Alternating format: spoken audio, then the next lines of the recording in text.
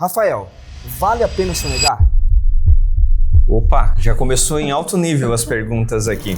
O empresário brasileiro, o empreendedor brasileiro, ele é um empresário por ocasião. Alguns pelo sonho de empreender, mas muitos pela ocasião. Quando tu é empresário pela ocasião, tu não te planeja. Aconteceu a situação, vou abrir uma empresa. E ali começa um negócio. O brasileiro ele tem a veia empreendedora, isso é nato. Ele quer empreender e ponto.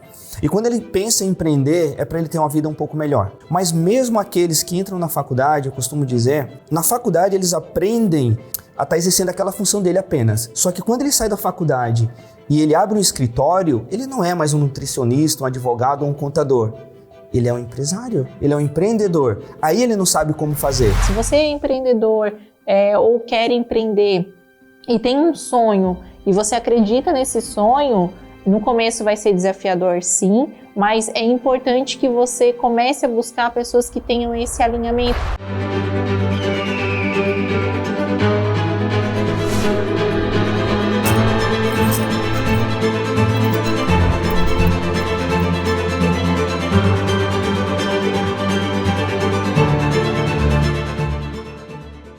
Olá, sejam todos muito bem-vindos. Nós estamos começando mais um episódio da segunda temporada do podcast O Braço Direito. E falando de braço direito, como sempre, como vocês já vêm acompanhando aqui nos episódios anteriores, do meu lado direito eu tenho a Ellen Maganin, que ela é psicóloga, especialista em gestão de pessoas, né, Ellen? Isso mesmo. Seja muito bem-vinda, Ellen. Obrigada. Mas antes de estar apresentando aqui os convidados, Ellen, por isso que eu te chamei antes, Ellen, a gente vai estar falando sobre o que hoje?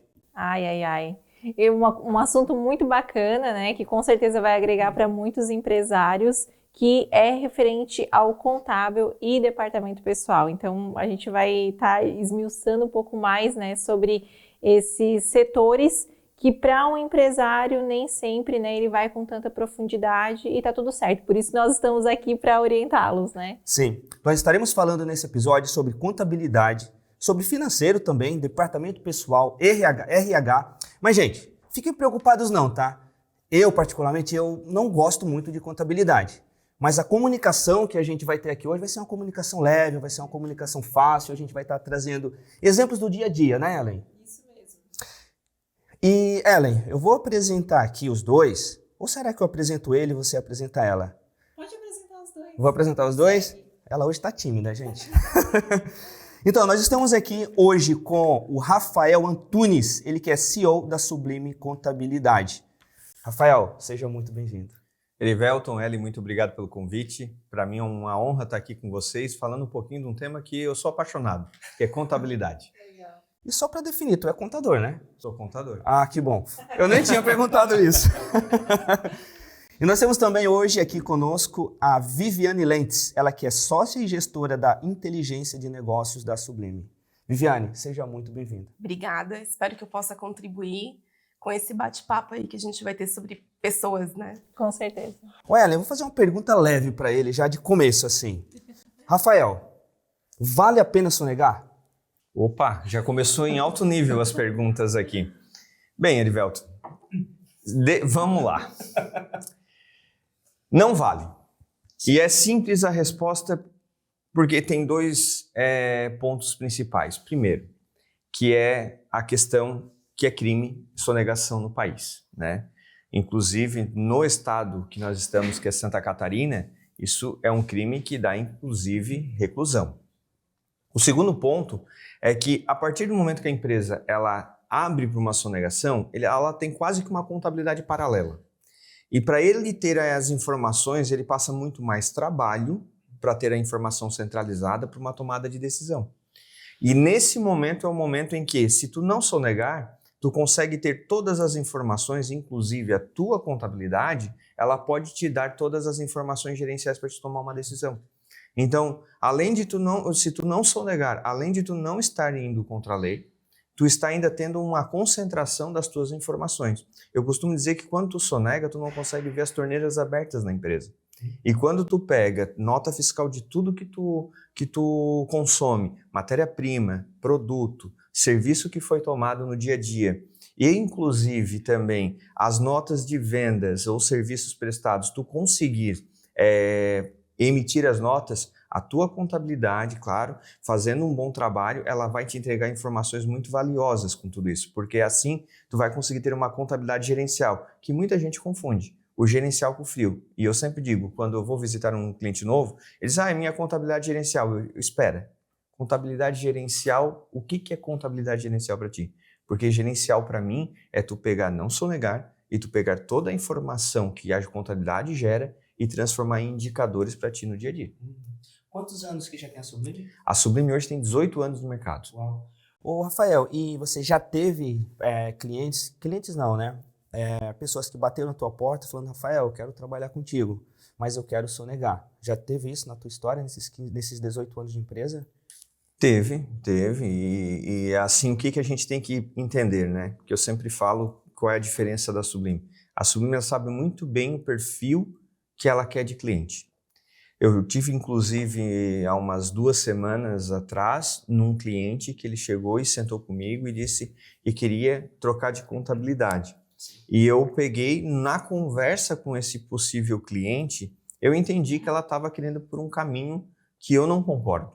E eu falei para ela assim, olha, eu acredito que a Sublime Contabilidade ela não é a contabilidade ideal para ti nesse momento. Porque o teu pensamento com o da Sublime Contabilidade não vai casar. E lá na frente, daqui 6 meses, talvez nós vamos estar tendo grandes discussões e tu vai acabar passando por um processo de troca de contabilidade de novo. Ou porque vocês vão romper com a gente, porque não se encaixaram com o nosso modelo de negócio, ou nós vamos romper com vocês porque a gente não vai concordar com algumas práticas de vocês. Então, é muito comum, principalmente aqui para o público, né, entender que quando ele está começando, ele acha que tem que pegar tudo que está aparecendo na frente. Eu acho que definir o público é fundamental. E para nós isso é todo o diferencial da Sublime. Tem que fazer tudo direitinho, né, Rafael? Tem que olhar muito bem os parceiros, os fornecedores. Mas vamos lá, o nosso público aqui, Rafael, são empresários, né, de pequeno e médio porte e também tem pessoas que estão pensando em empreender. Quando eu penso em empreender, tu poderia estar falando para a gente um passo a passo, que infelizmente poucas pessoas sabem, qual o primeiro movimento? Qual a primeira empresa que eu abro? Seria a MEI? E ela vai até onde? Quais os tetos, né, desses setores, vamos dizer assim? Então, essa pergunta ela é muito importante porque, inclusive, em toda a minha carreira, eu tenho 18 anos de Sublime e eu estou indo para 26 anos de carreira, né, e sempre no mundo contábil. E uma das coisas que eu sempre observei nesse processo foi que o empresário brasileiro, o empreendedor brasileiro, ele é um empresário por ocasião, muitas vezes. Alguns pelo sonho de empreender, mas muitos pela ocasião. E o que acontece? Quando tu é empresário pela ocasião, tu não te planeja. Aconteceu a situação, vou abrir uma empresa. E ali começa um negócio. Muitos dão certo, mas muitos caem naquela estatística do Sebrae, que as empresas não duram 2 anos e que muitas não chegam, parece que 5% aproximadamente chega a 10 anos de história. Por quê? Porque falta planejamento. E nesse caso, o que eu vejo que os empresários pecam é um plano de negócio. E vamos entender como plano de negócio, não algo extraordinário, algo que da NASA. Pega um papel, uma caneta e desenha, escreve quais os teus objetivos, quanto que tu quer faturar, qual o custo para te ter aquele faturamento, faz um desenho para o primeiro ano. Porque assim, tu não faz um plano, por mais que seja um plano simples, em um papel e uma caneta, para acertar 100%. Tu faz o plano para tu ficar incomodado, na verdade. Tu verificar, poxa, eu projetei faturar 200 mil nesse ano. Estamos falando de uma pequena empresa. Ele faturou 150. Por que eu não faturei 200? É esse o fator. E eu vejo que os empresários, eles abrem, né, a empresa, vão lá na Sublime, quero abrir uma empresa. Ok, mas do quê? Eu começo a indagar ele para poder ajudá-lo no sentido de que, cara, tu precisa esmiuçar mais essa ideia. Precisa botar no papel. Não é um plano de negócio de Google. Não, é um papel, uma caneta, com seus objetivos. Quanto que eu quero faturar e quanto que eu vou custar para o próximo ano. Vou precisar de colaborador. Quanto que custa esse colaborador?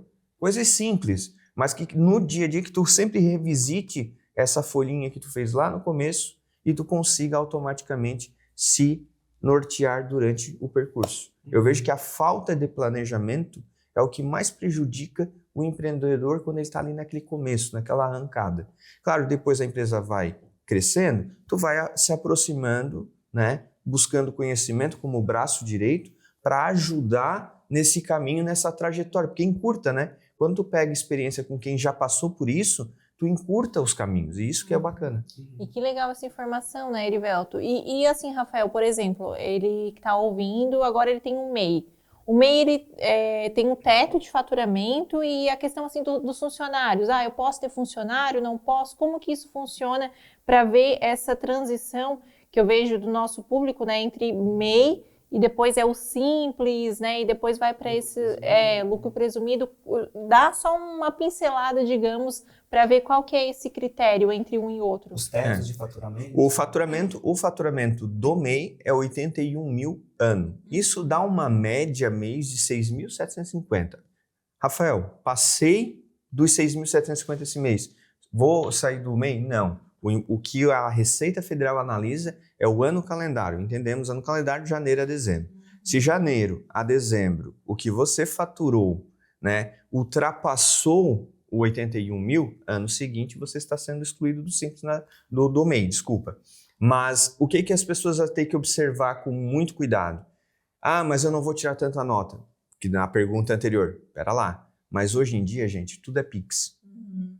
Tudo é cartão de crédito. Porque ele abre um MEI, ele vai lá, pega uma maquininha de cartão e pega e faz um QR Code para as pessoas pagarem no Pix. Imagina o cara que está na frente da igreja, está lá vendendo pipoca, ele tem lá um QR Code e uma maquininha de cartão. A partir desses dois instrumentos, a Receita está te monitorando. Então, ela sabe quanto que tu está faturando. Então, não adianta querer enganar a Receita. Botar um valor menor, porque ela já sabe que tu estás sonegando. Quanto ao funcionário, eu vou jogar para especialista no assunto, que é a Vivi, que pode, se não me engano, um funcionário, né, Vivi? O MEI pode contratar um colaborador e aí ele vai ter também todos os direitos de um CLT, então fundo de garantia, 13º, um empregado normal.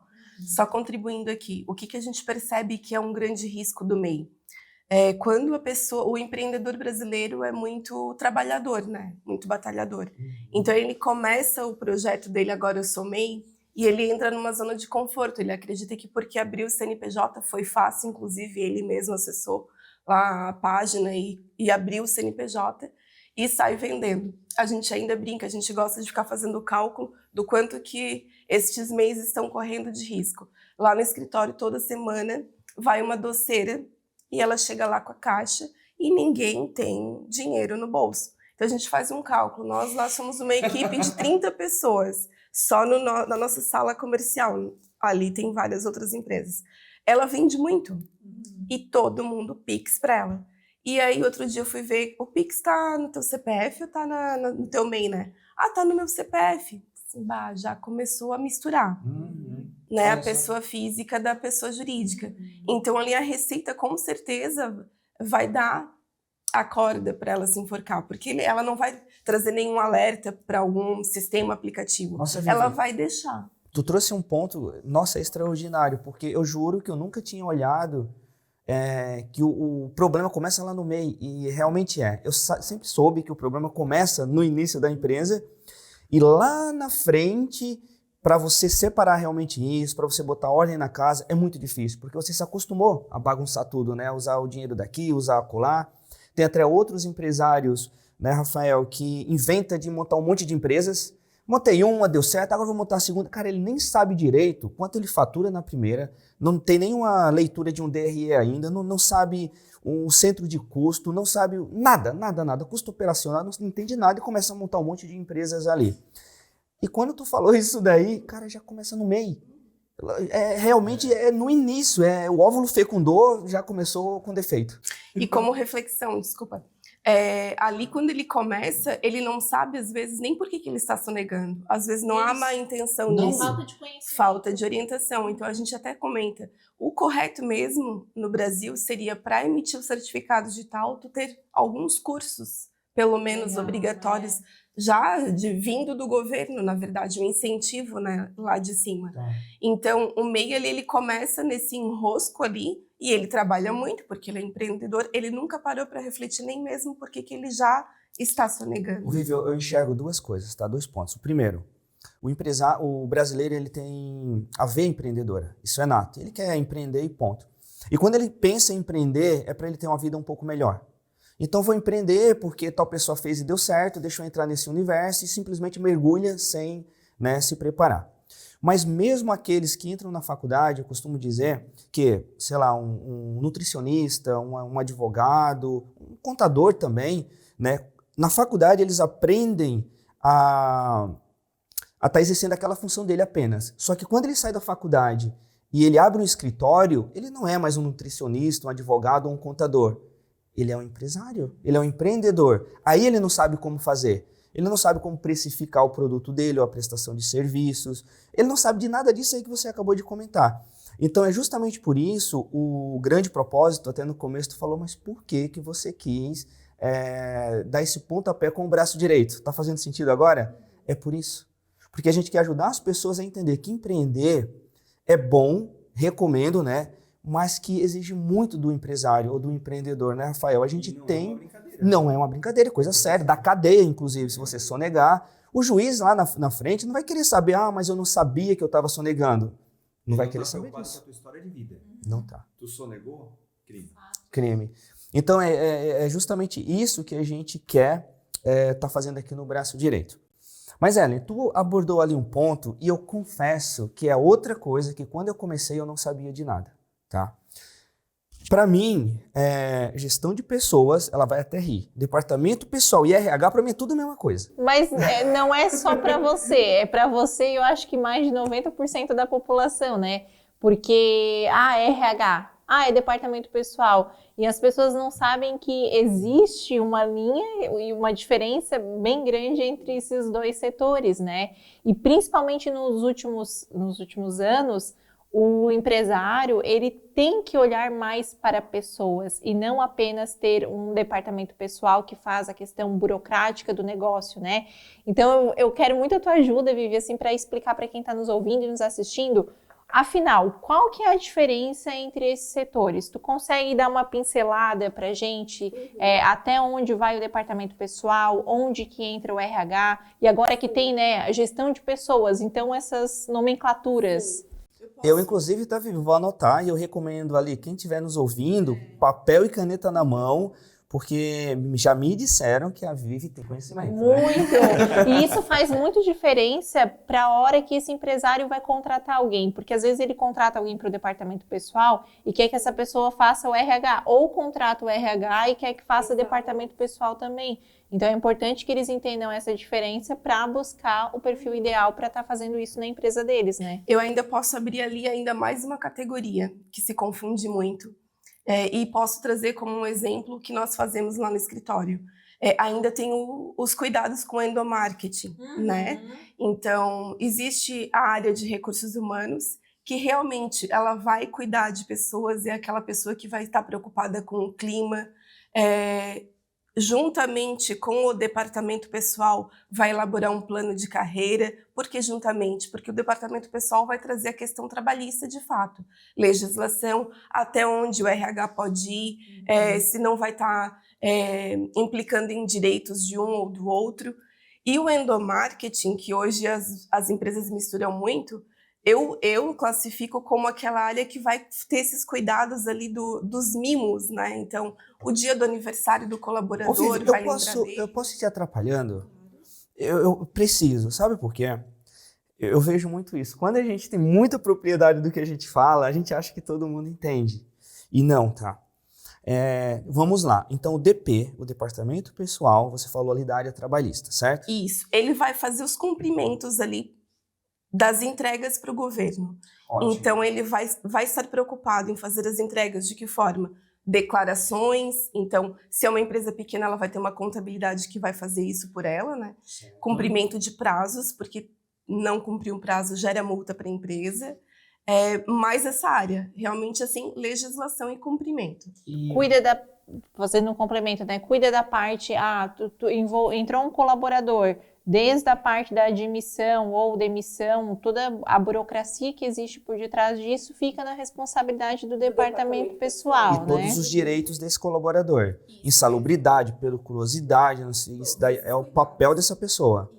Tá orientando, olha, tem alguma coisa errada. Eu aqui. gosto de dar um exemplo bem claro nessa situação que tu falou na entrada de um colaborador. Quando tu vai fazer um recrutamento, o pessoal do RH ele vai lá e faz a divulgação da vaga, o RH, né? A pessoa que cuida das pessoas, gestão de pessoas. Ele divulga a vaga, ele faz a seleção, os testes psicológicos que eventualmente venha fazer. Fechou. Esse é o colaborador que vai entrar na empresa. O que o RH faz? Ele passa para o departamento pessoal, que daí entra a parte legal.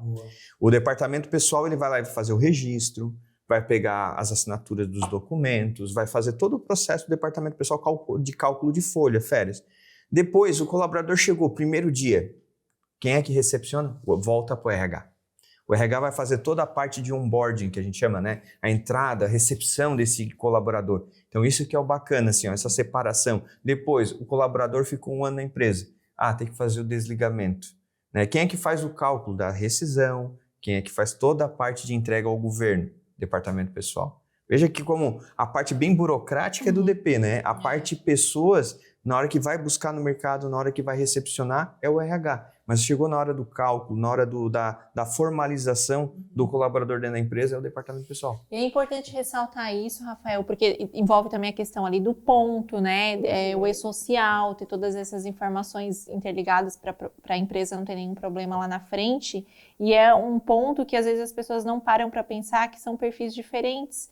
Nem sempre a pessoa, normalmente, né, eu indico que RH, gestão de pessoas, seja uma pessoa formada em psicologia, né? E departamento pessoal, tem muitas pessoas envolvidas que estudaram a parte de RH técnica, né, burocrática, que vai para esse setor, que é um perfil mais analítico, é um perfil mais planejador, né? E gestão de pessoas já tem mais esse tato com pessoas e departamento pessoal com sistema. Para mim não ficou claro gestão de pessoas.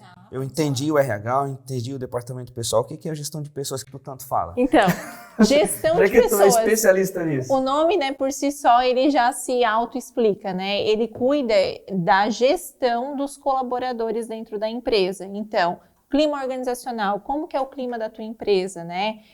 Os colaboradores, eles estão satisfeitos? Gestão de pessoas, parte de todo o processo de recrutamento e seleção, como o Rafael falou, né?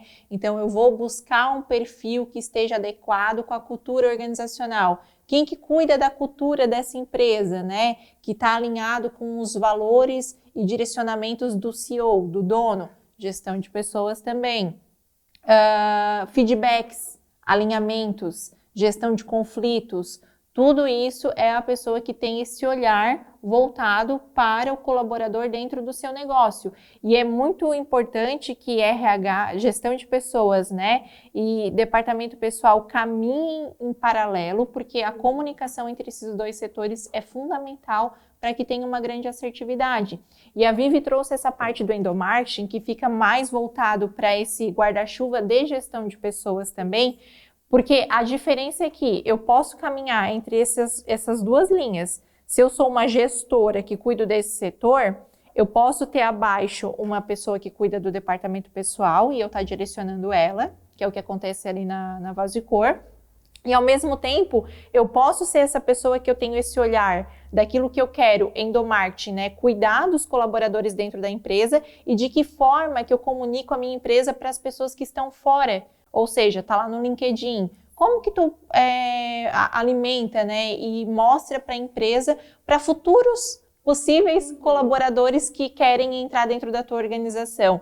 Aí eu tenho já esse alinhamento com quem? Com o meu marketing. Já não é a comunicação com o departamento pessoal. Então, se a gente for mais didático aqui, gestão de pessoas é como se fosse um guarda-chuva. Eu cuido de toda essa gestão. Aí aqui embaixo desse meu guarda-chuva eu posso ter o departamento pessoal e aqui eu posso ter esse RH. E daí eu faço a comunicação, né, com parte burocrática e aqui cuidando dos colaboradores junto com o marketing. Porque o marketing ele vai cuidar da forma que tudo aquilo que acontece dentro da empresa, como que eu comunico com as pessoas que estão fora, porque quem está olhando vai ter esse desejo e esse interesse de fazer parte de uma empresa que cuida do bem-estar dos colaboradores, do clima da empresa. Então não é só contratar, é contratar, cuidar para que as informações estejam corretas para que lá na frente eu não tenha um problema. E trazendo para o microempreendedor individual, por exemplo, o pequeno ali, eles acreditam que porque eles têm uma pessoa que cuida desse endomarketing, eles têm alguém que cuida de gestão de pessoas.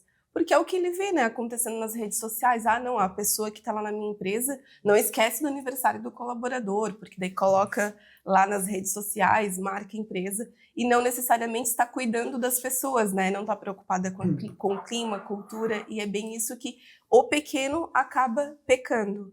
Né, ele se preocupa com essa questão de como que a empresa vai ser vista num primeiro momento, mas não cuida de fato do coração ali, né? Tu sabe que eu vim das exatas, contador é número e indicador, né? Mas nesses 18 anos de Sublime, eu comecei a entender que a parte mais estratégica dentro de uma empresa é a gestão de pessoas. Mais do que número, mais do que venda, porque se tu não tiver uma boa gestão de pessoas, tu não vai motivar o teu time para vender. Se não tiver uma boa gestão de pessoas, tu não vai motivar o teu time para entregar o que vendeu.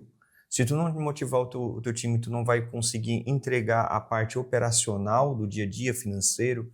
Então, assim, hoje eu entendo que gestão de pessoas é a parte mais estratégica para um líder. Hoje um líder é alguém que está começando o seu negócio, né, que está cruzando e correndo para a área para cabecear, mas crescer um pouquinho, ele tem o dever, não de ser um especialista, mas de estudar um pouco sobre gestão de pessoas. Se ele quer ter sucesso no negócio dele, ele tem que estudar gestão de pessoas. Concordo plenamente, Rafael. Para a gente ali na Vazcor, a gente fala sempre, né, Ellen, que sem pessoas nós não somos ninguém, né? Então a gente... Tudo são pessoas, né, no fim das contas ali. O fornecedor, quem está entregando a matéria-prima para a gente, ou parceiros, são pessoas no fundo, né? Tem uma empresa, mas dentro da empresa tem um monte de CPFs, né? Então, sempre tem pessoas por trás, então eu concordo plenamente contigo. O CPF tem sentimento.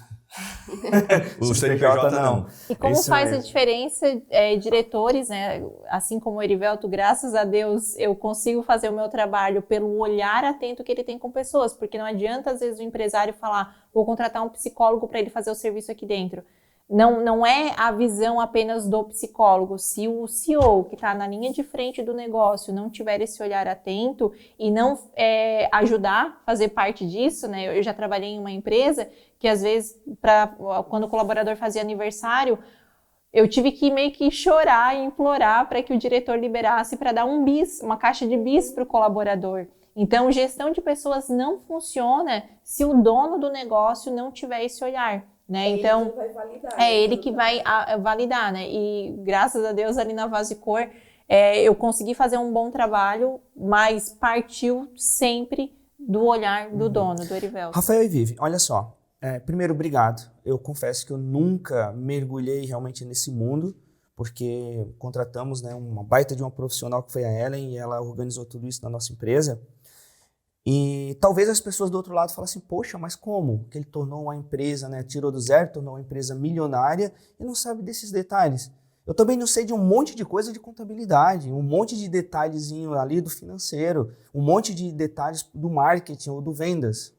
Porque o dono de empresa, ele não pode mergulhar nesses detalhes. O dono de empresa grande, e depois eu quero saber se você concorda com isso, ele tem que saber o macro, ele tem que começar a seguir indicadores e botar pessoas especializadas em cada setor para tomar conta daquilo. Já pensou se a cada pessoa que eu preciso dar um feedback, demitir, contratar, ver ali um tipo de imposto, uma coisa ou outra tiver em cima? Eu não vou crescer, eu não vou ter tempo para isso. Né? Então eu costumo dizer que o dono de empresa, e é uma analogia que eu sempre uso, que eu vi num livro que eu não me recordo qual foi o livro, que esse cara, eu acho que foi o Jim Collins, ele diz que uma empresa ela é muito parecida com a aeronave. Então o dono da empresa é o piloto. Então o piloto, para ele conduzir essa empresa, ele tem que saber dos indicadores. Mas antes dele decolar essa aeronave, ele tem que botar uma pessoa certa em cada poltrona. Aí só depois você decola. E ele diz também que esse processo de botar as pessoas na poltrona correta demora em média 2 anos, no mínimo 2 anos. E para a cultura da empresa estar totalmente formada, ele fala que dura entre 4 a 5 anos. né? Então, assim, é muito tempo. E foi justamente isso que aconteceu na Vasicor, né, Ellen? Foi entre 4 a 5 anos para a gente implantar uma cultura realmente sólida. Rafael, e Vivi também, né? Vocês dois, vocês encontram muito empresário que apaga incêndio, muito empresário que quer se envolver em tudo e não faz nada e tropeça ali dentro da empresa, tropeça nos detalhes. Às vezes você olha o cara e diz assim, poxa, uma empresa fenomenal, uma empresa lucrativa, mas esse cara não cresce. E não cresce porque talvez ele é um centralizador. Vocês encontram isso com frequência no dia a dia? Eu vou te dizer uma coisa, depois eu quero também a opinião da Vivi, que é o seguinte. A Sublime tem hoje mais de 200 clientes na sua carteira, né? Eu digo que o pior cliente que a gente tem para atender é aquele que acha que sabe tudo. Tu vai falar sobre departamento pessoal, ele tem uma opinião. Tu vai falar sobre tributário, ele tem uma opinião. Tu vai falar sobre contábil, tu vai falar sobre vendas, ele sabe tudo, né? Só que daí tu vai olhar para a empresa dele não decola. É o cara que sabe tudo de tudo, né? Ou pelo menos acha que sabe tudo de tudo, né? Mas a empresa dele não decola. Justamente por essa visão. Eu vejo que o empresário ele tem que entender o papel dele no processo. O empresário ele tem que entender que ele é o maestro da orquestra. Ele não é o violonista, ele não é o pianista, não. Ele é o maestro. Ele fica lá dizendo, faz isso, vai para cá, faz dessa forma. Mas ele tem que buscar o conhecimento, que daí eu vejo que a Sublime ela veio crescendo, e onde eu mais deposito energia, principalmente nos meus estudos também, é na área da cultura. Por quê? Porque tu começa a entender que tu é o comandante lá do avião, que tu precisa ter o copiloto, tu precisa ter a pessoa que está te dizendo como é que está lá atrás, tu precisa de toda uma equipe para fazer as coisas acontecerem. Então, eu vejo que o mais difícil é a gente lidar com esse tipo de empresário, que ele acha que sabe tudo, né? Que quer saber, ou pelo menos, tu vai falar sobre um tema, ele sabe, parece que ele é doutor no assunto, mas ele não é. E eu vejo quando o empresário ele reconhece que, olha, não, isso aqui não é comigo, eu preciso ter profissionais. Eu vou falar de departamento pessoal? Não, vou me chamar minha contabilidade, a área do departamento pessoal da minha contabilidade, ou do meu RH da minha gestão de pessoas, se tiver interno, e eu vou pedir a opinião deles. Porque eles são as pessoas que estão estudando. Eu sempre chego para o cliente, quando o cliente começa a temar um pouco com a gente, eu falo assim, cara, eu tenho 200 clientes, mais de 200. São 200 exemplos do que dá certo e do que dá errado. Se eu estou te falando que isso vai dar errado, não é uma questão de opinião, é estatística. Sim. Pelo que eu vi em 18 anos, os clientes que tomaram essa decisão foram para esse caminho. Mas, claro, a direção é tua, como diz a Vivi, o poder diretivo é teu, faça o que você quiser. Então, é um ponto muito importante, e eu concordo 200% contigo, Erivelto, que realmente o empresário ele tem que entender que lá no começo, sim, ele tem que fazer algumas coisas, mas assim que ele consegue se desprender, e todo mundo fala assim, consegue desprender quando é uma empresa grande. Não. Consegue se desprender sim. Rafael, isso está acontecendo agora, nesse momento. Nós estamos abrindo uma nova empresa, vocês são os nossos parceiros. Eu não estou nem aí para ver os detalhes, eu quero a empresa aberta, rodando da melhor forma possível. É por isso que eu tenho parceiros como vocês, é por isso que eu tenho a Ellen, é por isso que eu tenho um monte de gente por volta, o nosso advogado. Então ele vai lá trazer as melhores informações. Então eu confio em vocês. Eu vou estar ali quebrando a cabeça, indo no Google, tentar ver, será que a Vivi está fazendo o trabalho direito dela? Cara, se eu tiver essa desconfiança, eu nem contrato vocês. Então, sempre que eu vou contratar algum parceiro, eu olho muito bem. Assim como quando eu vou contratar um colaborador, né, Ellen? E foi assim que a gente conseguiu tirar a Vasicor até de um momento muito difícil para chegar onde ela chegou hoje. Eu tenho que pensar, eu tenho que estar na aeronave olhando os indicadores, os números. E o indicador é esse dedinho aqui, não, indicador.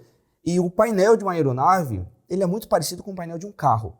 O tanque está cheio, não está, eu tenho que parar no posto para abastecer, eu estou viajando, não estou, como é que está esse pneu? Hoje os carros são bem modernos, né? Ele indica ali, o pneu está baixo, não está, furou, né? Tu tem que fazer isso, fazer aquilo, tu está com sono, né? A tua velocidade está muito alta para aquilo. Então é isso que o empresário tem que ver, os dados, os números. E quando eu converso com as pessoas, então eu queria a tua opinião também, Ellen, que tu já trabalhou em outras empresas, com empresários, eu vejo muito isso que o Rafael acabou de falar. O cara está muito envolvido, né, no operacional. Mas por que, Ellen, que ele se envolve tanto? Por que, tu como psicóloga agora, por que ele não dá brecha? Por que ele não dá as rédeas para os profissionais atuar no setor deles? Alguns dos fatores pode ser uma insegurança, né? por ter um perfil muito executor de fazer, ele centraliza as questões porque ninguém vai fazer melhor do que ele, né? Então, é muito comum que no início trata o negócio como se fosse o filho, né? A gente, mas será que vai cuidar bem? Mas será que vai dar comida na hora certa, né? Então, existe muito essa questão de centralizar e achar que ninguém vai fazer melhor do que eu, né? Então, gerando essa insegurança e às vezes, contrata uma pessoa, não dá certo, se frustra, acha que o próximo vai fazer daquela forma também. Então, vai gerando essa insatisfação e aí isso vai alimentando essa crença. Não, realmente, ninguém faz melhor do que eu, então eu vou lá e faço, né? E daí vai se sobrecarregando, e aí é onde o empreendedorismo vira um fardo muito pesado e muito difícil. E falando ainda de pessoas, mas o Rafael não é um exemplo disso, eu não posso nem usar ele, é uma pena, porque o Rafael, ele é contador, mas não tem o perfil de contador, ele é muito arrojado, ele é faca na bota, ele tá à frente do comercial da Sublime também, né? Bom comunicador. Cuida de pessoas muito. Cuida de pessoas, tá ali antenado na cultura da empresa, então ele é diferente. Mas assim, gente, deixa eu fazer uma pergunta para vocês. Eu passei um momento da minha vida que a empresa estava crescendo muito, mas eu não tinha caixa. Aí eu vejo que o empresário, ele tem essa visão, né? Ele é aquele cara cheio de energia, ele tá vendo as coisas, é um perfil dele. E na maioria das vezes o contador, que não é o Rafael, ele é um cara cauteloso, ele é um cara mais, ele olha os dados, ele olha muito para trás, ele tem um certo cuidado para não chamar de medo, né? Mas será que não vai faltar o caixa? E nesse momento da empresa, eu passei por isso, Rafael e Vivi, eu passei por isso. A empresa explodiu, estava crescendo demais e eu não tinha caixa, mas eu precisava crescer. E eu fiquei ali numa encruzilhada. O produto que eu desenvolvi foi um produto extraordinário. Aí eu pensei, se eu não vender, tiver medo, daqui a pouco os concorrentes vão me engolir. Mas mesmo sem caixa, eu vou embora. E Deus que me ajude. Eu não dormia, realmente, o dia de pagar ali a folha, no dia anterior eu não tinha dinheiro, eu tinha que estar me virando, né? Então eu passei por tudo isso. Vocês já presenciaram isso ali nesses 18 anos de empresa? Algum empresário nesse mundo, ele seguiu? Ele não seguiu, teve medo, seguiu e quebrou, porque a gente também quebra vendendo muito, né? A falta de caixa, porque caixa é rei, né, Rafael? Tu entende isso muito bem. Vocês passaram por isso também? Quais as decisões que eles tomaram? Eu vejo o seguinte, tá? Essa é a falta do planejamento que eu mencionei lá no começo. Os empresários, de regra geral, o que eles se preocupam? Né? Com faturamento. Único e exclusivamente com faturamento. E quando eu chego para conversar com um empresário e eu pergunto quanto tu lucra, qual é o teu percentual? Na última linha. Daí, muitos dizem, não, tantos por cento. E o que tu faz com isso? Se tu fatura 1 milhão, tu tem 10%, sobra 100 mil da tua empresa.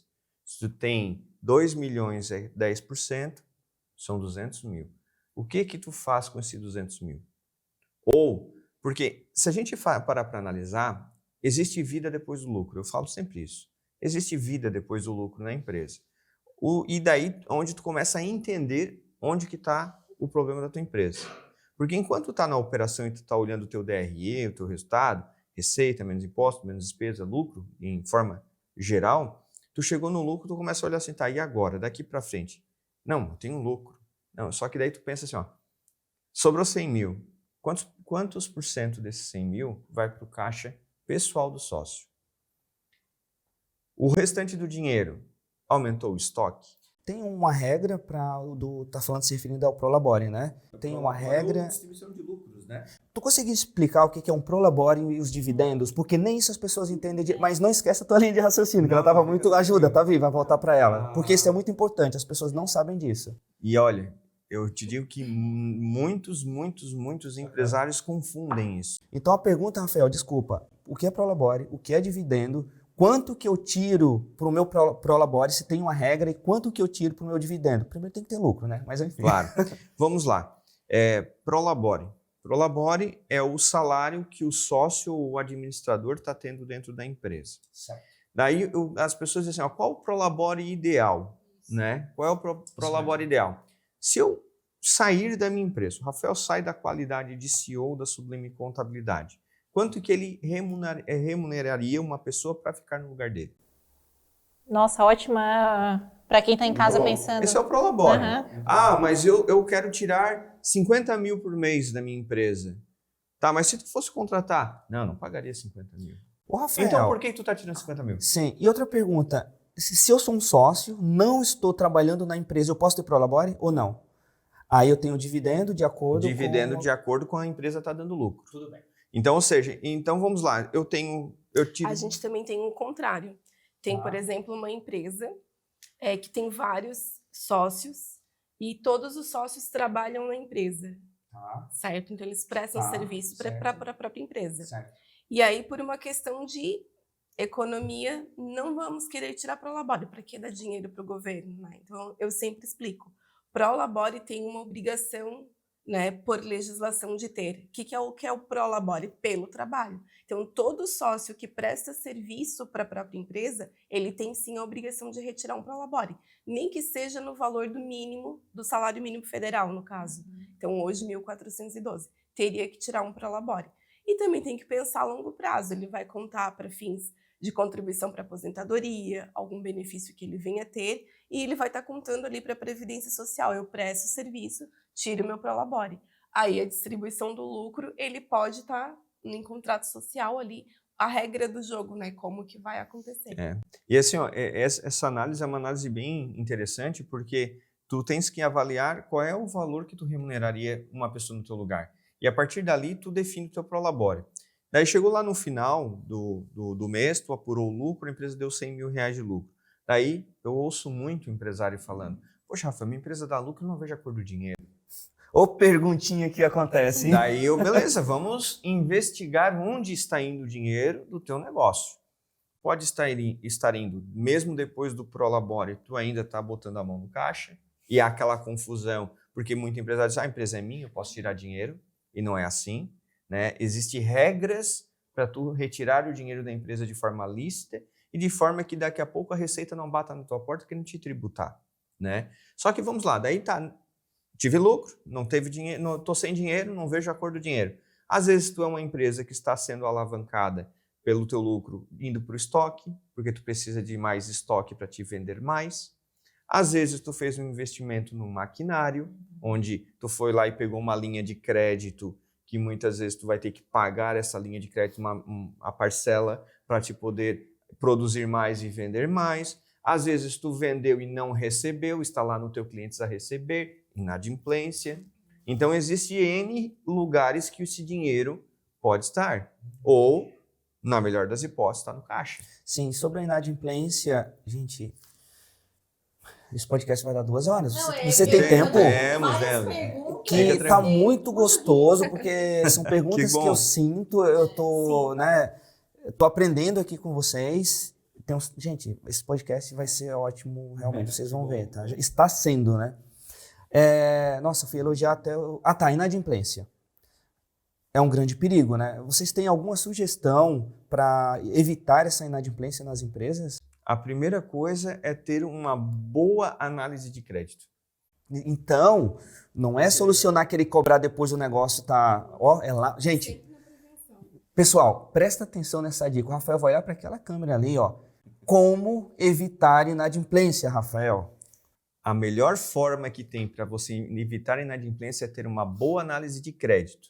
E isso porque muitas vezes tu tem a ânsia de vender e o que acaba acontecendo? Você vai lá e começa a botar gás na sua área comercial, no seu vendedor, e ele começa a vender. Ele atende ele não está errado, só que ele começa a vender para quem não paga.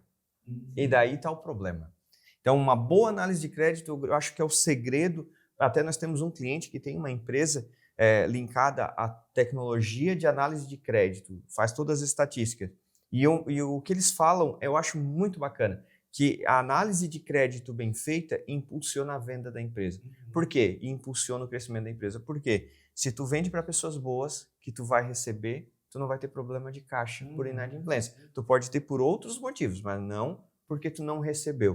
Quanto mais tu fala, Rafael, mais coisa tu tá abrindo. A gente vai dando zoom, Vai. né? E, gente, eu acho que a gente vai pegar uns 5 tópicos e gravar outros podcasts, tá? Vai ter que ser, porque é muito Até assunto. pedir para que quem está assistindo, né, ali no YouTube, colocar comentários também, né? Nossa, eu queria ouvir falar mais sobre isso, que daí a Aprofundar gente... sobre aquilo, né? Traz eles de novo. Vai ser bom pro ego deles. Tu falou de vendas, né? E realmente isso acontece bastante, Rafael. Quando o caixa, principalmente quando o caixa começa a baixar, aí a gente quer vender a qualquer custo. E às vezes até o dono prefere se iludir vendendo a qualquer custo, sem olhar para quem está vendendo e depois sofre, né, não recebendo. Então é melhor nem vender, por amor de Deus, né? Melhor não vender do que vender e não receber. Mas tem uma outra coisa que eu vejo muito também. O cara começa a entrar na guerra de preços, ou seja, dá muito desconto. E daqui a pouco entra em várias outras linhas que tipo assim, gente, mas quanto que realmente é esse meu produto? A precificação está correta? Às vezes ele começa a se comparar com o concorrente, só que o concorrente é outro universo, é outro mundo, ele não sabe qual que é a realidade desse cara, o centro de custo às vezes muda, né? Vocês também percebem isso, que as empresas acabam entrando muito nessa guerra de preços, dando muito desconto, daqui a pouco tá no vermelho e não percebe, porque, poxa, Rafael, eu tô vendendo demais, cara, mas eu tô no vermelho, teu DRE tá errado, tu tá errado. Acontece isso, o cara bater de frente contigo? Acontece muito.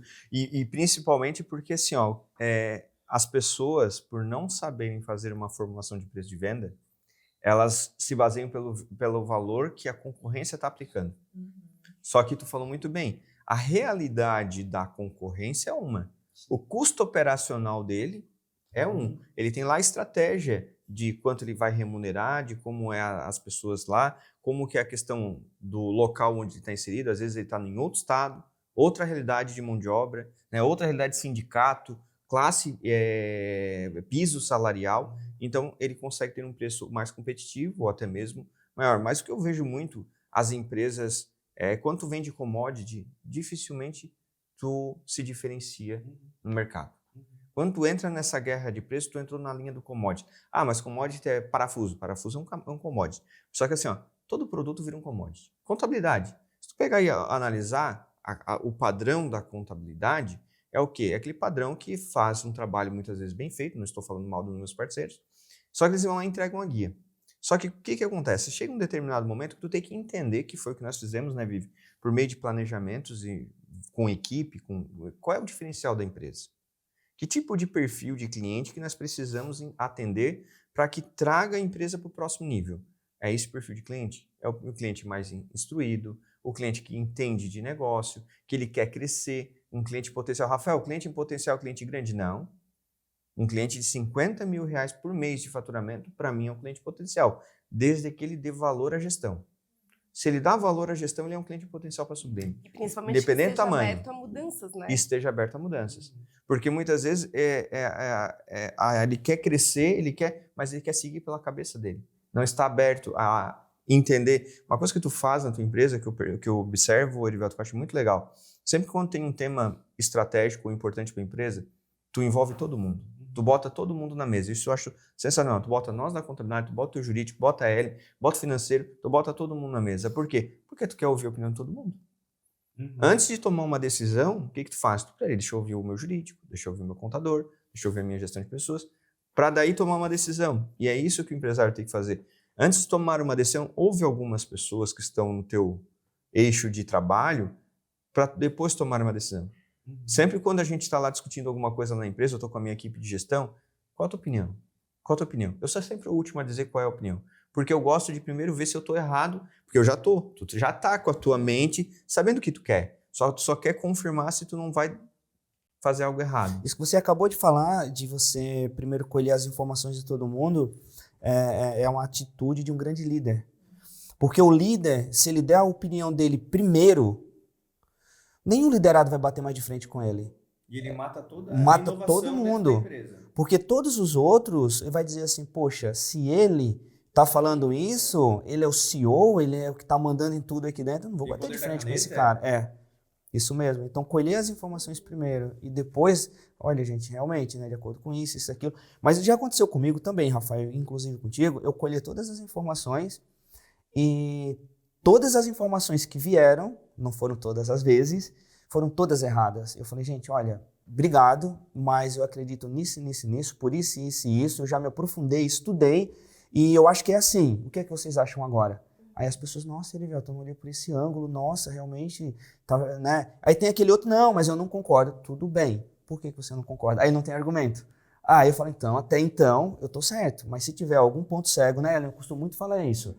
Se tem um ponto cego que eu não tô vendo, por favor, levante a mão, porque eu não quero errar. Tá todo mundo indo para o mesmo caminho. Eu costumo falar que a empresa, ela é o veículo que leva as pessoas para o sucesso, para o destino, né? Então, ela é o meio. Então, todo mundo tem que estar nesse barco. Todo mundo está ali, a gente tem que estar aceitando a opinião, né, de todo mundo. Eu costumo dizer que eu não sou uma pessoa difícil. Tu só não me convenceu porque tu não usou o argumento certo. Maravilha, maravilha. Eu não sou uma pessoa difícil, tu só não usou o argumento certo para mim. Vou começar a usar isso também nas minhas falas. Muito bom. Muito bom mesmo. Uhum. E um dia eu quero ver a tua opinião, porque muita gente tem essa dúvida, tá? Um financiamento bancário ou um investidor, Rafael? O que é que você prefere? Ó, vou deixar primeiro você dar a sua opinião, tá vendo? É assim que eu faço nas reuniões. Depois eu dou a É só chute na canela, né? Boa pergunta, boa pergunta. E eu te digo que depende do momento da empresa. Principalmente o momento em que o dono da empresa está. Porque se a gente analisar o investimento, pegar um capital, um recurso do banco, ele não é errado. Ele não é errado, tá? Desde que tenha um propósito certo. Assim como tu trazer um investidor, porque muita gente olha assim, o investidor eu vou trazer e eles querem muitas vezes trazer porque estão numa situação difícil, querem um empréstimo barato, vamos chamar assim, porque o investidor bota para ter o retorno financeiro lá por meio do lucro da empresa, e aí traz pelo motivo errado. E eu vejo que o investidor, ele tem que vir para dentro da tua empresa quando ele vai somar. Se tu estás pensando em ampliar, acelerar o crescimento da tua empresa, traga um investidor. Mas às vezes o investidor, ele não é nem um investidor financeiro. Ele é um investidor de conhecimento. Esse é o ponto. Às vezes o Rafael, ele quer acelerar o negócio, mas ele quer ampliar a rede de escritórios, ele quer ter filiais. O que eu preciso para ter filiais? Eu preciso de dinheiro ou eu preciso de pessoas que vão estar capilarizando a Sublime Contabilidade em outras cidades? Porque às vezes se você for contratar esse cara, gente, ele seria um mentor tão caro. Aí você, poxa, e se eu trouxer ele para o meu time? Não vou pagar nada agora, é o capital intelectual que eu estou trazendo de fora, às vezes ele até faz um aporte financeiro. Gente, é a melhor estratégia. A tua resposta foi ótima, é isso mesmo. Sabe o que eu dou o exemplo? Eu gosto de ver muito o Shark Tank. Eu acho que muitos devem ver. Às vezes a Vivi vê que eu fico brabo vendo o Shark Tank, que assim, tu vê lá um Semesato, que é um tubarão gigante, né? Que tem várias empresas, e o cara tá lá, não, por 5, rapaz, para ter o Semesato eu queria de graça na minha empresa. Eu queria de graça, eu dava 50% da minha empresa para ter o Semesato. De graça, por R$1, eu daria a sociedade para ele. Porque imagina quantas portas esse cara abriria para mim. Network desse cara. O network, o conhecimento. Quanto que ele profissionalizaria, o time dele, né? Profissionalizaria ainda mais a nossa gestão, porque ele está num patamar muito maior que eu estou. Tá. Então, infinitamente maior, mas assim, eu vejo eles lá querendo discutir por causa de 10 mil, 50 mil. Rapaz, aceita e traz esse cara para o teu negócio. E entra nessa questão de ser um mentor, né? Esse também é um propósito do braço direito. Porque, querendo ou não, ter um mentor encurta o teu caminho. Ele vai saber atalhos, não vai por aqui porque aqui não vai dar certo, né? Então, assim, acredito que principalmente, né, você que começou lá sozinho, sem o braço direito, pensa, ouvindo um podcast desse, nossa, realmente, né? Quantos anos tem aqui o Rafael, a Vivi, o Erivelton, a Ellen? Quantos anos junta tudo isso aqui? Quantas situações? Trazendo para aquele comentário que tu falaste que não tinha formação, né? E mesmo aqueles que a gente contrata lá para trabalhar com a gente, que estão fazendo ciências contábeis, lá dentro da universidade, as contas sempre fecham, os balanços sempre são perfeitos.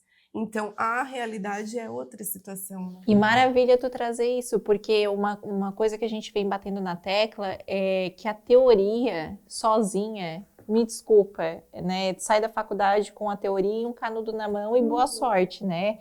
Mas quando tu coloca a prática, então tu escutar um teórico acaba sendo muito frustrante, porque, nossa, é tudo tão bonitinho, porque na teoria tudo dá certo, o papel aceita tudo, né? Aí quando tu vai para a prática, nossa, mas comigo não é assim, e nós estamos aqui para mostrar que, sim, nem sempre vai dar certo, mas a gente tem algumas orientações que vão facilitar, né, o teu mundo do Se nós empreendedor. tivéssemos, né, Rafael, que mostrar as nossas cicatrizes, as nossas experiências em cicatrizes, eu acho que não teria mais nenhuma parte da pele aqui sem um corte. Né? E essa fala da Vi foi perfeita também, porque assim, e a tua, Ellen, porque eu lecionei na universidade durante 2 anos. Eu fui professor universitário. Eu, com 30 anos, eu era professor universitário.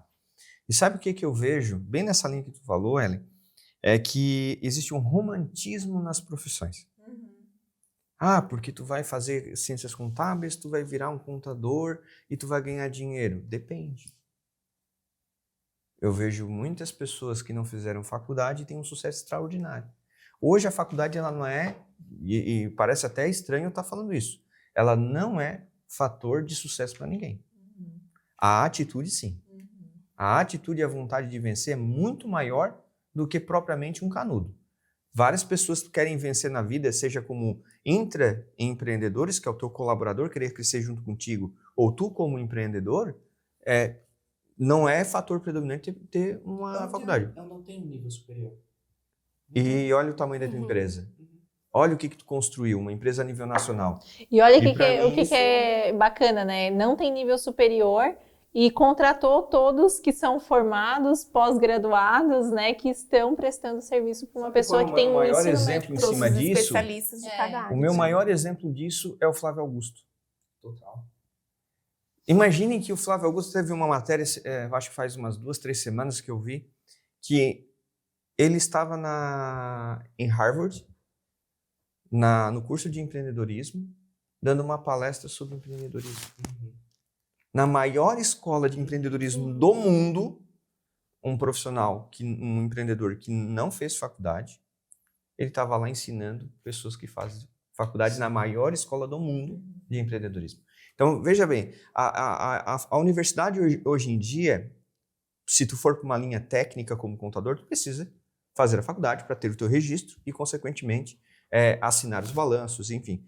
Mas isso é fator predominante de sucesso? Não.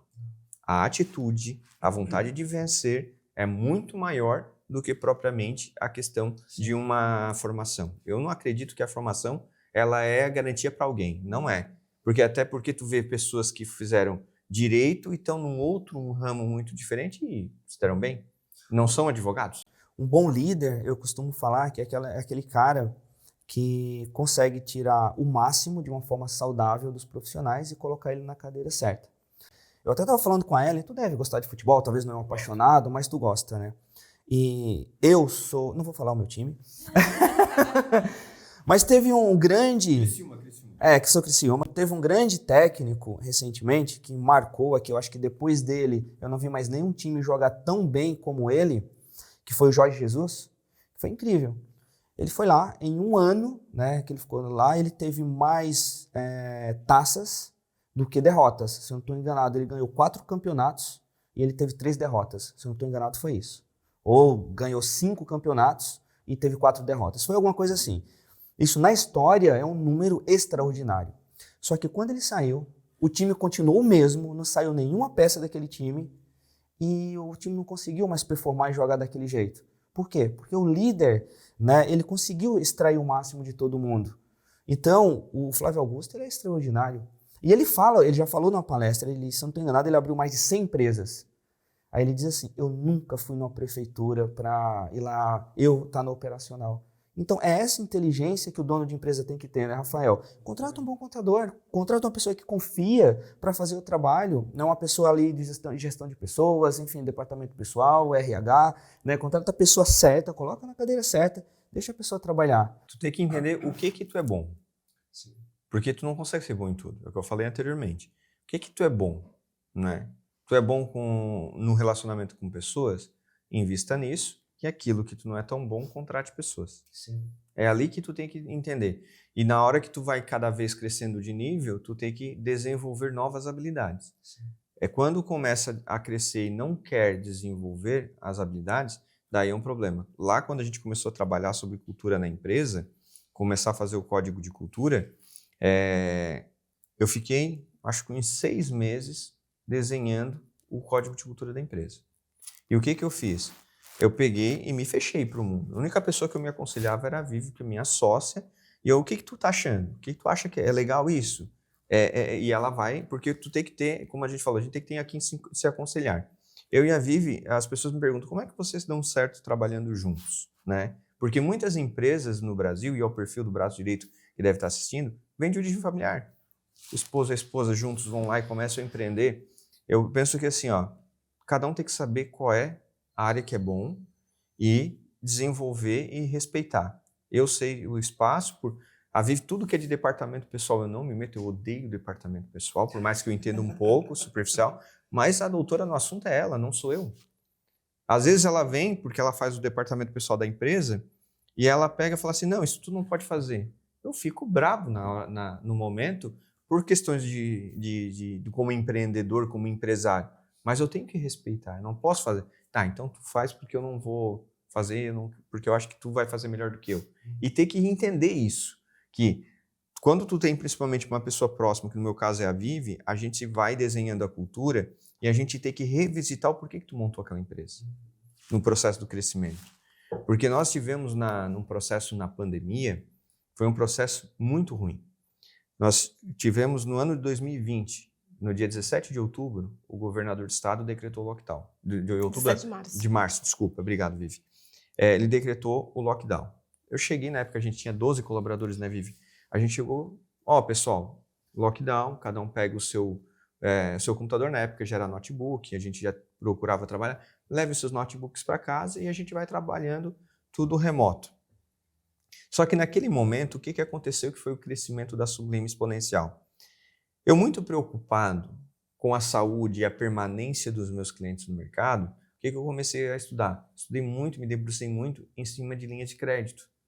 Para ajudar muitas vezes aquele cliente que já não estava muito bem de caixa, um Pronamp da vida, como é que funcionava para pegar. E eu comecei a ajudar muitos clientes nesse sentido. Cara, fala aqui com o teu gerente sobre essa linha de crédito. Ele vai te oferecer essa, mas não aceita. Vai para essa, porque essa é mais barata, a curto prazo vai ser melhor para ti e tal.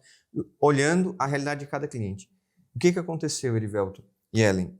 A gente cresceu 56% na pandemia. De março, eu tinha 12 colaboradores, para dezembro está com 28, todos remotos. Como é que tu implementa uma cultura? Chegou em 2021, a gente começou... Depois foi um caos. Depois foi um caos. Porque daí tu traz esse time todo para dentro de casa e tu começa a querer doutrinar as pessoas dentro das regras da empresa. Bota 28 pessoas para morar dentro da mesma casa, se não tiver regras, tu acaba criando um caos dentro de casa. E as pessoas acostumadas com o home office, não, porque isso não dá, começaram aquela processo de reclamação. A gente começou um processo de reciclagem de colaboradores. E eu Não, foi incrível, assim, a gente saiu 20 pessoas, acho que umas 8 só ficaram. Nossa, a gente trocou. A gente trocou. A gente reestruturou 80% do nosso quadro de colaboradores. E de 50 colaboradores, a gente foi para quase 100, né, Erivelto? A gente sentou com a equipe de gestão, né? E a gente pegou e sentou e assim, gente, a gente vai ter que reestruturar a empresa de novo, porque a gente tem que entender onde está o processo. E foi onde eu comecei a estudar muito sobre empresas de alta performance, né? E equipes de alta performance. E eu começava, tudo caía na cultura. Tudo caía na cultura. Eu comecei a estudar. Quando ficou pronto, foi em 2022 para 2023 que ficou pronto o Código de Cultura. A gente começou de forma muito singela a aplicar, né? Até, Ellen, tu foi algumas vezes lá dar uma palestra para nós, né? Sobre temas muito interessantes, né? E nos ajudando nesse processo. Então, a gente começou a entender como que tinha que desenhar, de uma forma muito singela, mas a gente começou. Mas de 2023 para cá, a gente começou um trabalho muito forte em cima da cultura. E é onde a gente viu que há uma diferença muito grande. Mas o Rafael, lá em 2020, ele não entendia nada de cultura. Absolutamente nada. Ele era contador, ele estava preocupado em estudar o quê? Linhas de crédito, entender sobre linhas de crédito para ajudar o cliente dele a não morrer. na pandemia. Olha só. Depois que a coisa voltou, a gente começou a sofrer com as pessoas, né, com os comportamentos. Eu digo, meu Deus, o que está acontecendo? Parece um campo de guerra. Uhum. Daí a gente começou, não, vamos começar a tirar as pessoas que a gente vê que é o foco, que a gente sempre tem um foco, tu tem que investigar onde é que está esse foco, tira essas pessoas e automaticamente começa a reoxigenar a equipe. Porque as pessoas têm essa mentalidade de que crescer, sentar depois na cadeira de dono, é simplesmente ficar, faz isso, faz aquilo. Não. Tu tem que entender, tu tem que desenvolver novas habilidades. E é o que eu acho que o empresário tem que fazer. Ô, Rafael, olha só. Quero te envolver nisso, que é muito teu assunto, tá, Ellen? Tudo bem? Eu vejo que vocês estão se conectando muito, né? Estão participando de eventos, se conectando muito com pessoas que estão até além, fora da tua bolha, né? Eu vejo que tu está crescendo. E no meu começo, falando aqui de ambiência, tá, Ellen? No meu começo, e eu só lembrei disso daqui porque você falou que você se aconselha com a Vivi e às vezes fica fora sem querer trazer informações de fora porque o negócio é de vocês estão ali no dia a dia e os detalhes ali realmente quem está vendo é vocês, né? Se vê um cara de fora não vai até entender todo o processo, demora muito tempo. No meu começo, todas as vezes que eu levava o meu sonho para fora ou abria esse meu sonho, eu recebia um balde de água fria. Todas as vezes. Porque as pessoas não me entendiam, não entendiam o meu segmento, não entendiam o que eu queria, não entendiam o meu propósito. E teve um momento da minha vida que eu me fechei, literalmente, e ou eu buscava informação fora, ou eu tirava minhas próprias conclusões do meu negócio, lendo livros, ouvindo podcasts e por aí vai. Vamos falar um pouquinho, Ellen, sobre o poder da ambiência, até porque você comentou também sobre o Cimesato. Nossa, eu dava minha empresa, é ambiência, tu quer estar em um outro meio com pessoas muito maiores que você. Ellen, vamos abordar esse assunto? O poder da ambiência, tanto negativo como positivo, e o empresário, para ele entender que ele tem que sair de alguns meios e começar a participar de outros, assim como o nosso podcast? Inclusive, até eu abordei um ponto na palestra na tua empresa em relação a isso, né? Porque às vezes a gente vai crescendo num ambiente que fala que tudo é muito difícil, que, né, você não vai conseguir, ou que você não é bom o suficiente, e quanto mais tu ouve aquilo, mais aquilo se torna uma verdade, né? Então a gente tem que tomar muito cuidado com as pessoas que estão ao nosso redor e na grande maioria das vezes não é por maldade, é porque é aquilo que aquela pessoa acredita. E tá tudo bem, mas não vem botar a sua verdade em mim, né?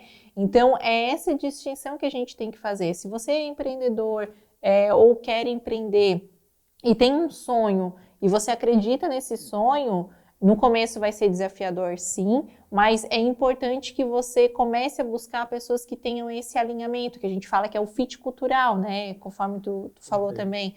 Então, querendo ou não, a gente volta para a esfera cultura, porque isso envolve um alinhamento no relacionamento também, né?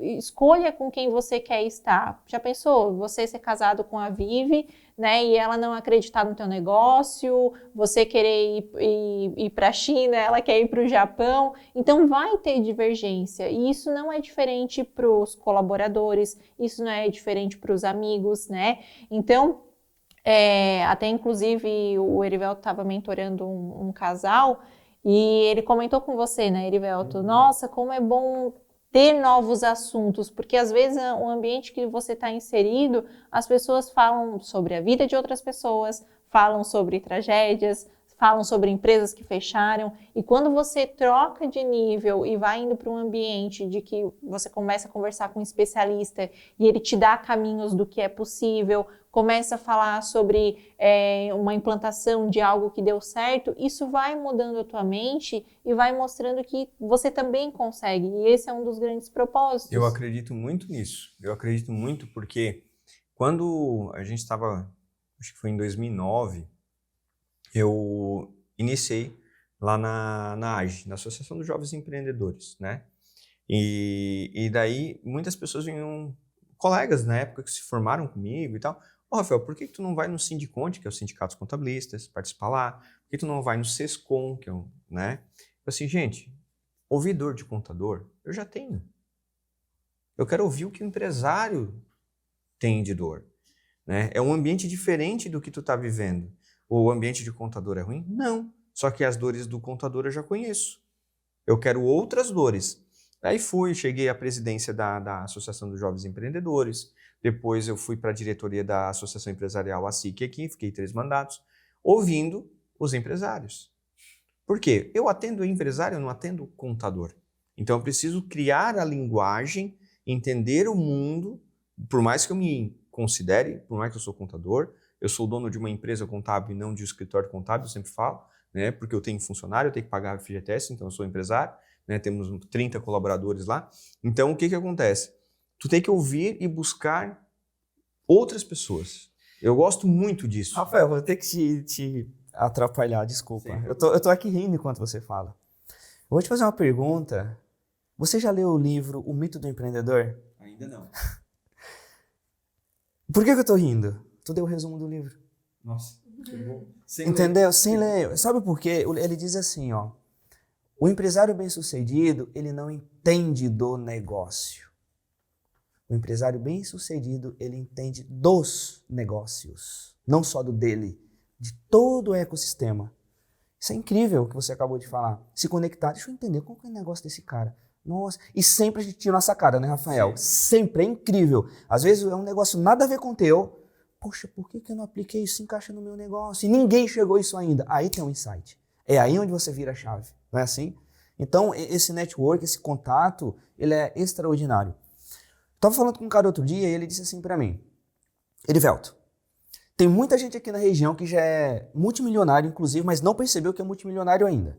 Aí eu vou oferecer ali uma casa de alto padrão para ele, eu falo, essa casa custa 7 milhões. O cara quase que cai ali, né, de costas, quase que tem um ataque cardíaco.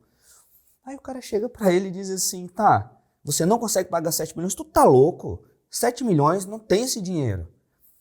Tudo bem, tu consegue pagar 100 mil por mês? 100 mil, consigo, até fácil, até mais, 150.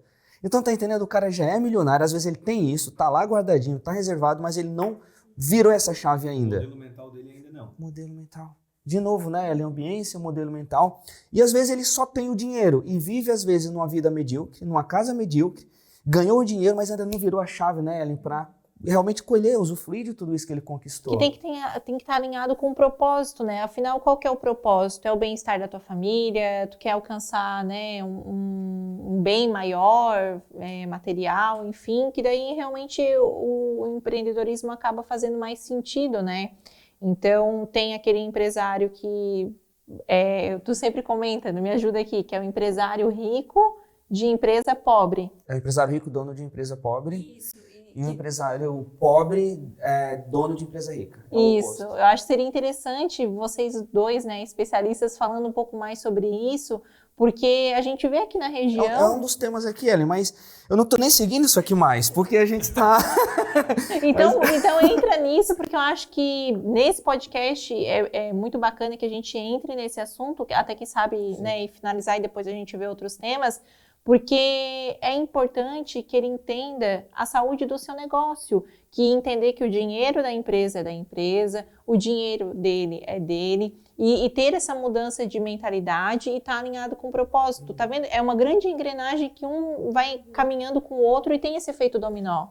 Muito bom. O que ela quer dizer é o seguinte, né? É o empresário rico, dono de empresa pobre, que tu já sabe quem é, tem vários, né? O que mais existe. E o outro é o empresário pobre, dono de empresa rica. O dono da Havan, né? Ele fala muito sobre isso, que ele é pobre e a empresa dele é multibilionária, eu acredito, né? Bilionária. Vamos botar um B aí nesse negócio. E eu até tinha colocado aqui, Ellen, deve estar por aqui perdido, que eu tinha falado assim, é aquele empresário que começa a empreender, a empresa começa até a dar certo, mas ele começa a colher os frutos antes do momento. Entendeu? Começa a passar o dinheiro ali para a conta dele, comprar carro, apartamento, daqui a pouco a empresa está quebrada e ele nem percebeu. Você enxerga muito isso, Rafael, nesse mundo? Sim. Ixi, a Vivi... A Vivi até, pra quem tá só ouvindo, a Vivi até se jogou na cadeira. A Vivi entregou, cara, agora. A síndrome do quê, Vivi? A síndrome do CNPJ que a gente brinca. Explica. Criou o CNPJ, achou que... Ah, boa, é mesmo. É verdade.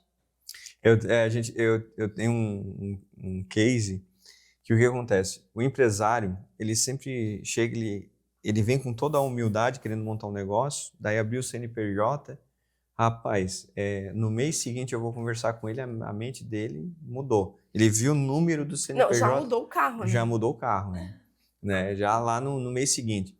E daí o que acontece? Teve um caso uma vez...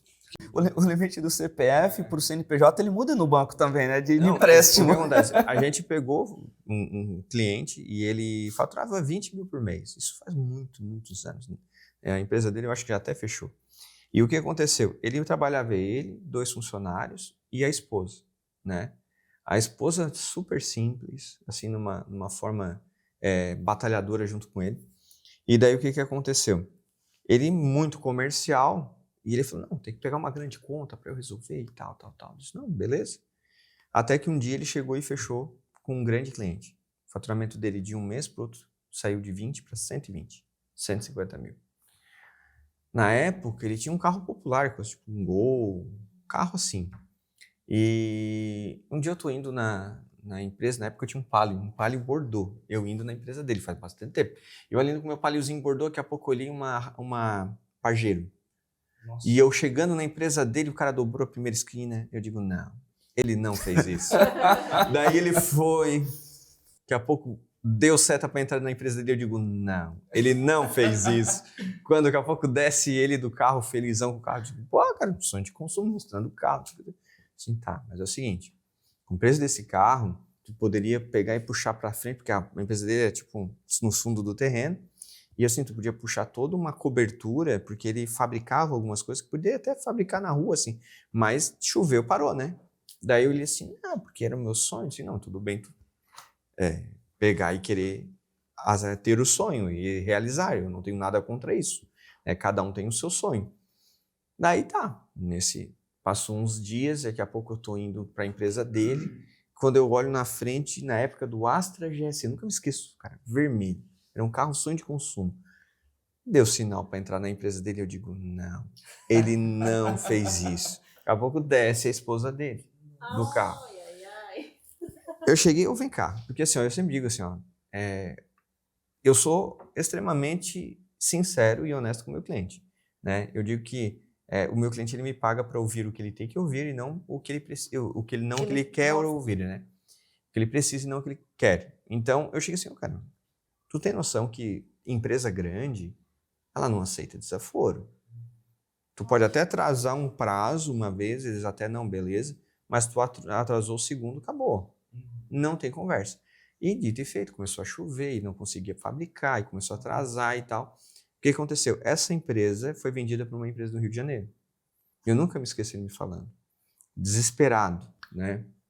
Ele já estava com 20 funcionários. E daí ele disse, Rafael, foi vendida, não sei o quê. Ele desceu o presidente da empresa de jatinho lá na cidade e tal, e simplesmente chegou e disse assim, quem cumpre prazo fica como fornecedor. Quem não cumpre prazo rompe agora. Qual era o rol de empresa que ele estava? Na que não cumpria prazo. O que aconteceu? Resumo da obra. Ele quebrou a empresa, né? Quebrou a empresa dele, né? Teve uma sucessão de processo trabalhista, porque não conseguiu pagar, né? E tudo aconteceu num curto período. Coisa de um ano, assim. O casamento dele não sustentou, porque ele elevou o padrão de vida e depois voltar é um problema.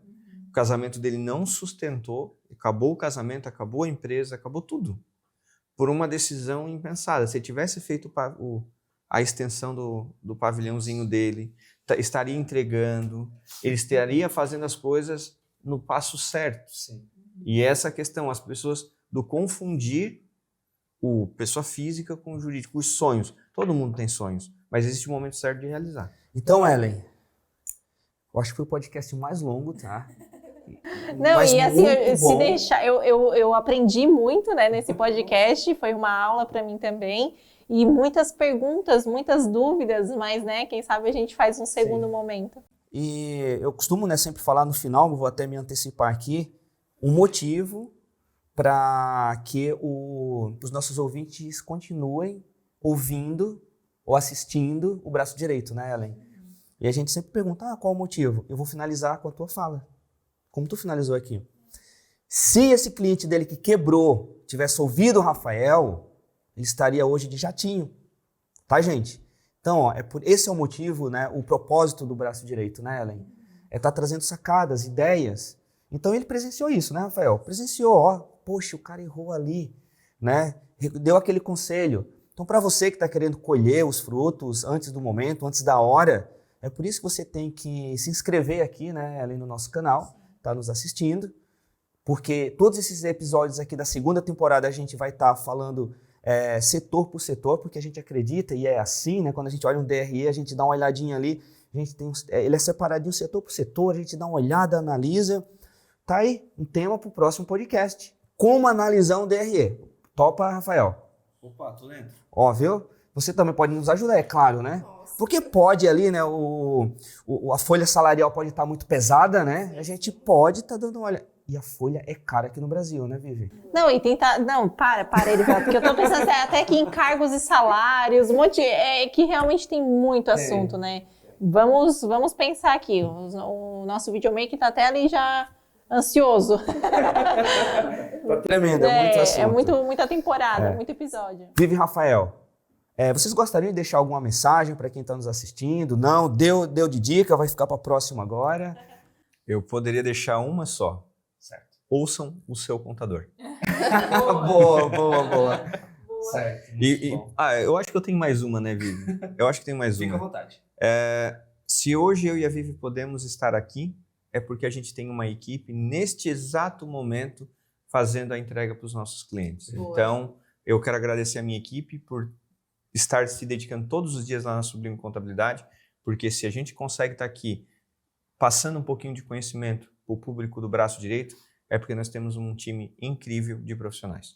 Muito bom, muito obrigado, Rafael. E você, Vivi, quer deixar alguma mensagem? Ou deu de dicas por hoje? Então, só uma. Baseado ali no case que o Rafa contou, assim como a minha mãe me ensinou, cuidado, não dá o passo maior que a perna, lá pro MEI que a gente começou a contar aqui, mas arriscar também é importante. Sim. Boa. Esse equilíbrio, né? O equilíbrio. Esse equilíbrio. Se não arriscar, tu não cresce, mas também se exagerar, aí você também corre risco de estar quebrando ali como o teu colega, né? Ellen, vamos finalizar? Vamos finalizar, só agradecer, né, Rafael e Vivi, obrigada por compartilhar o conhecimento de vocês, foi muito rico e, né, desejamos sucesso ainda mais na Sublime, tá? Obrigado, gente. E assim a gente encerra mais um episódio do podcast O Braço Direito. Até a próxima.